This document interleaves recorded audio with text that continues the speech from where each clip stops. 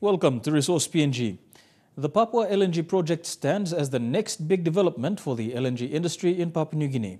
This project, spearheaded by French Supermajor TOTAL, is being seen as the catalyst for more jobs and ultimately more revenue into the nation. But the project has also had its fair share of challenges. Continuous opposition from certain sections of political leaders from the Gulf province have been ongoing for the better part of the last 3 years. At the recent PNG Mining and Petroleum Investment Conference, Resource PNG spoke with TOTAL PNG Managing Director Phillipe Blanchard on developments of Papua LNG and also provide an insight into what can be expected in the months ahead.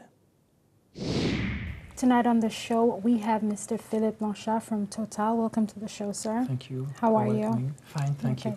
Thank you for your time. I will just get straight to it. As lead developer of the Papua LNG, can you give us a few updates?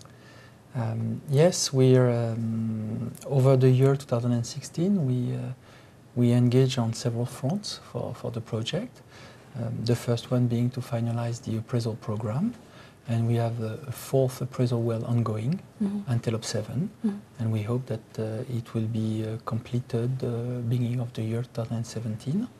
And that should be hopefully the last one, and as it will resolve most of the uncertainties that we still have on the reservoir. In parallel to that one, we have started all the environmental and social baselines in order in 2017 to perform the impact assessment, which is a requirement by the law to be able to be awarded an environment permit at some point, and also to substantiate the dossier for the application for the petroleum development license application, which may happen in 17-18. We will see how far we are progressing and the quality of the work that has been done. And we have also taken advantage of these baselines to better understand the environment we're working in, and also the communities that will be impacted by the project, from the waterways, from Orokolo Bay up to PL15. And we have also started now, but that will be the main core of the activities in 2017, the different surveys that are required to be able to quantify exactly how we are going to build and what we are going to build on the field, and also use all this information to build our impact assessment. The impact assessment, you need the baselines, what the project will do, so that you build the offsets and you mitigate your impact. Sure. So 16 has really been the year of putting things in place, and in 17 we will perform most of the big surveys. Okay. All right. Just bringing back to mitigating risks. It's common knowledge that the industry right now, because of global commodity prices, is a little bit slow. Does TOTAL have any concerns about that? No, we don't have concerns. What is important is that we have a project and we are progressing on that project. Sure. And even if there is a downturn globally, we believe it's an interesting and a good project. And it's probably the best time to take advantage of reduce costs to perform the maximum we can at that time. Okay, right. The decision to not have the LNG project go ahead in the Gulf province has caused some uproar, particularly from the political leaders of Gulf province. How have project participants handled this situation? I believe we have handled it smoothly. It's true, we announced it, and it was a unanimous decision within the joint venture, and we said that we wanted to build the LNG plant close to the one that has been built for the first project. And there was some very good rationale behind it. And we engaged with the different communities, we engaged with the provincial authorities to explain the rationale behind that decision. This being said, we need to make the best project we can. Okay. And for us, the understanding is that we need to build the LNG plant in Cochin Bay because of technical topics, because of environmental impact, because of social impact. By no way we want to build somewhere and have to displace local communities, have to erase a complete ecosystem, and the best place today is Cochin Bay. And we have looked at several different locations. So all this information has been provided to the authorities, has been provided to the provincial government and to the communities. And we will go even further next year because we will spend quite some time explaining what is the project and what is not the project to the communities. Sure. So you mentioned local communities. What ways can they benefit from the project? They can benefit from the project from different ways, but they can't benefit in all aspects at the same time. Yeah. The project will go through different phases. Today we are in pre-FEED, we will be in FEED hopefully next year, and then there will be construction phase and production phase. At every stage, the communities can benefit differently. At the moment, what we are doing, because we're starting to know a little bit better the communities, and we have, through the socio-economic assessment that we made as part of our baselines, we have a better understanding of what they can need, what they can do, what they're looking for. And we are always trying to bring the authorities alongside with us, which means that if we can help in one way or another to structure future landowner companies so that they can benefit from the project. We can train people from the community, which is what we did. We trained people in being able to operate the vessel that we're using in PL15 along the Papua River. We are training some local people into drilling activities, because there will be as well drilling activities during the construction, and there will be workovers later on. And that can be passed on. So we started with our contractors. We've put in place partnership. So there will be training of people, and we will be looking next year at business opportunities. We don't want to start looking for development business opportunities that are not in line with what they can do and what they can integrate. What's the point of helping them to design a company that will not necessarily bring them benefit to the different villages? Sure. So now that we understand better the way they are structured, what they live from, how they use the river, we can start next year to build. And we believe there will be a lot to be done on education and health, which are probably the first topics on we'll focus next year, because in the province they are lacking some simple infrastructure like head posts or even schools. Yeah. You can't go from grade 6 to grade 10 or grade 12, and you have to go to Kerema, which is very far from their place. So we will probably focus on that. And the other benefits will come at the time of construction, taking advantage of the fact that we still have a bit of time to train people from the communities. Okay, thank you for that. Do you have any additional comments? It's a very interesting project.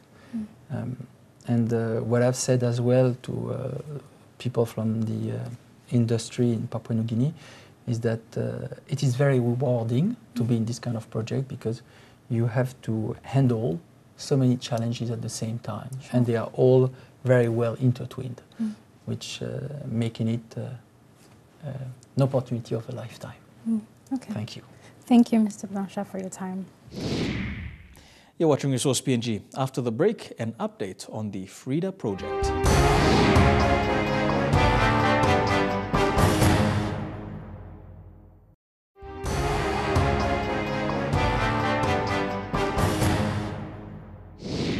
Welcome back to Resource PNG.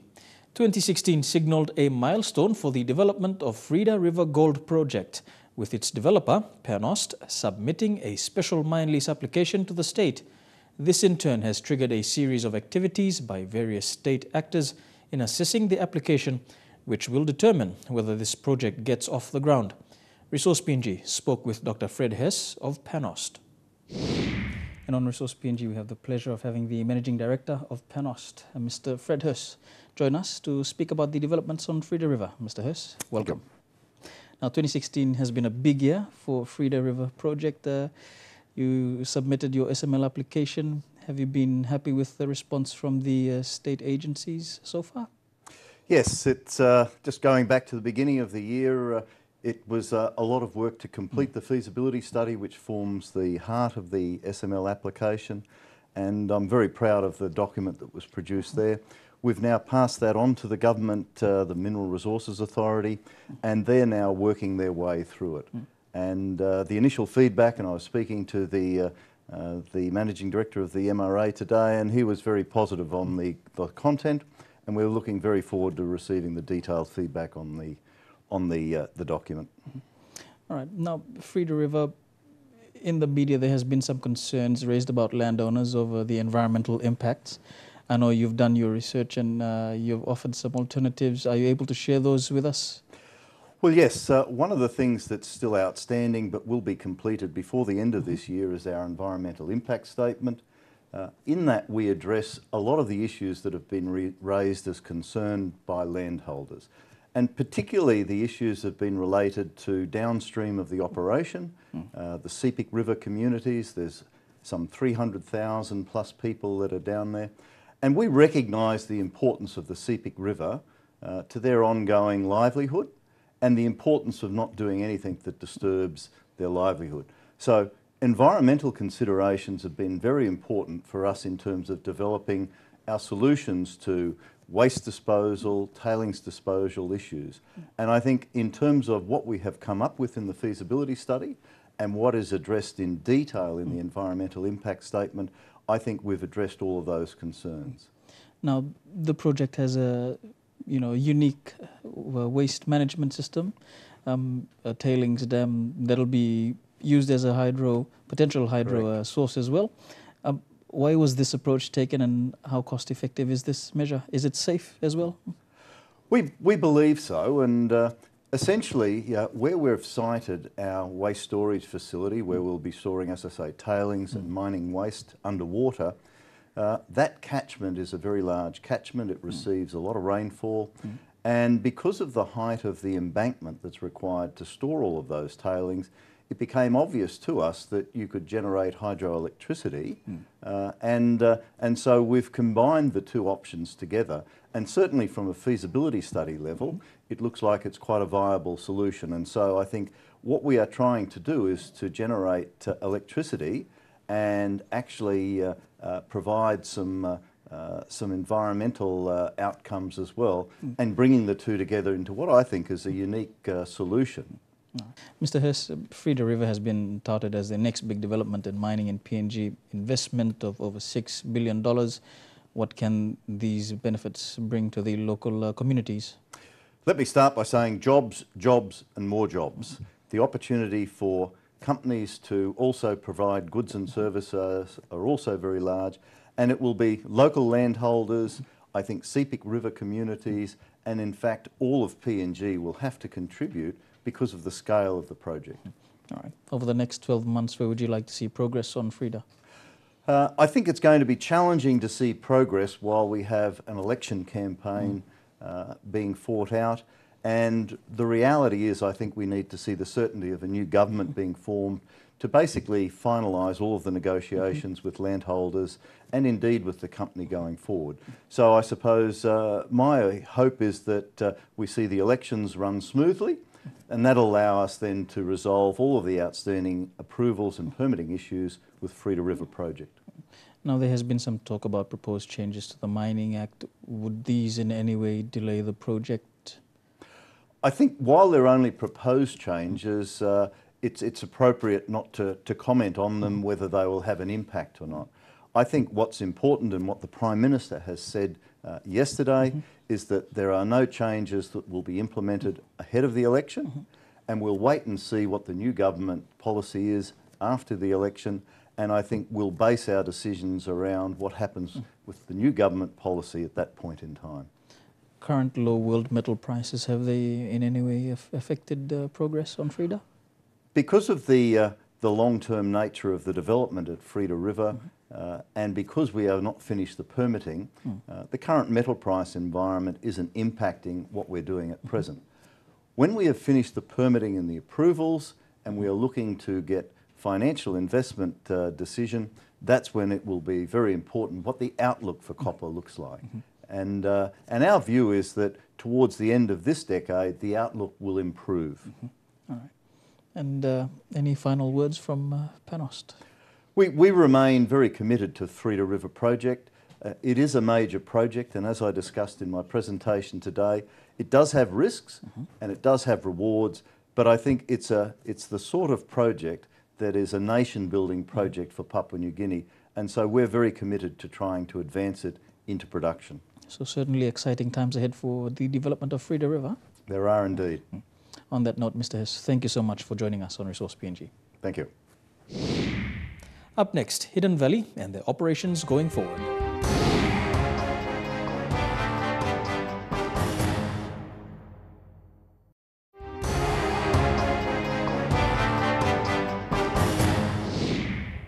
Welcome back. The Hidden Valley Joint Venture owns and operates the Hidden Valley Gold Mine in Morbe Province. The mine is approximately 90 kilometers southwest of Lae. Since first gold in 2009, this project has largely been under the radar. But this is expected to change with the project embarking on a series of activities. Resource PNG spoke with Gary Davis of the Hidden Valley Project. Now on Resource PNG, we have Mr. Gary Davis from the Hidden Valley Mine. Thank you for joining us on Resource PNG. Oh, you're welcome. Now, 2016 has been somewhat a quiet year in the mining industry in Papua New Guinea.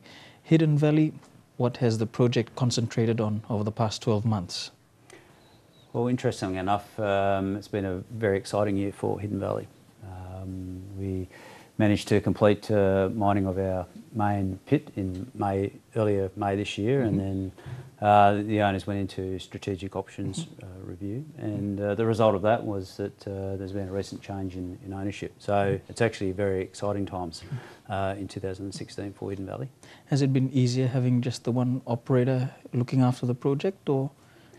Well, I think that it has certainly made a benefit to the operation. We've certainly got clear direction now from the new owner, Harmony Gold, and I think that's all for the better.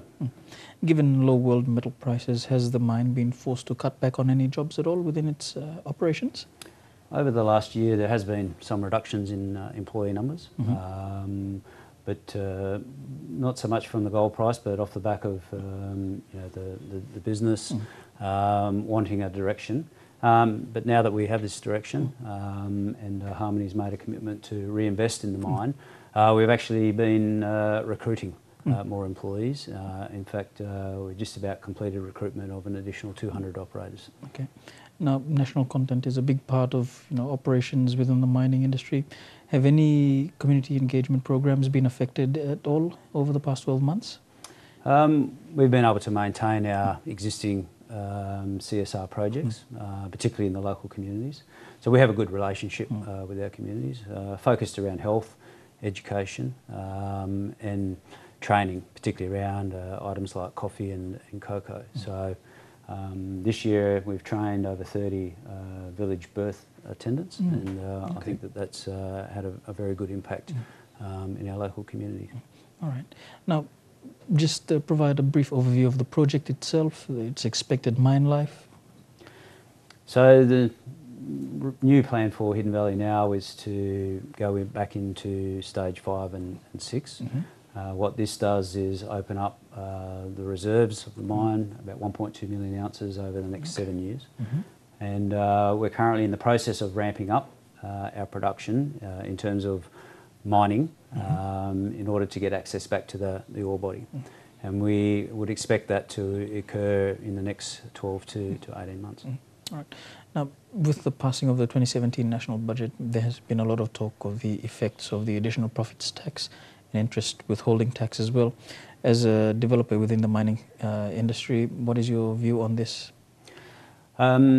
Well, I guess from a Hidden Valley point of view, we work very closely with the government at all levels, national, provincial and local level. So there will be negotiations that will be occurring with the government around those topics.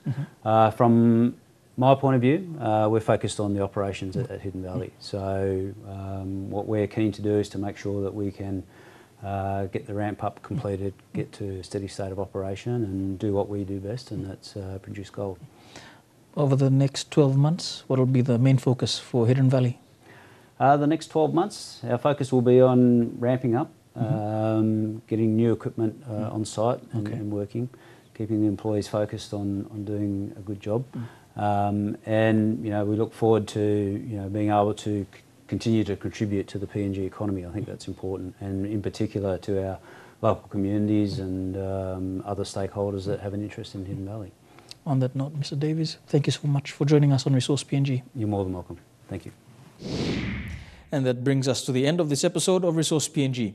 If you have any questions or comments on anything on our show, please email us on the address now showing on your screen.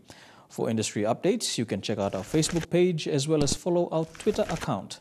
To view this episode online, log on to the EMTV website where you will find a link to the Resource PNG page.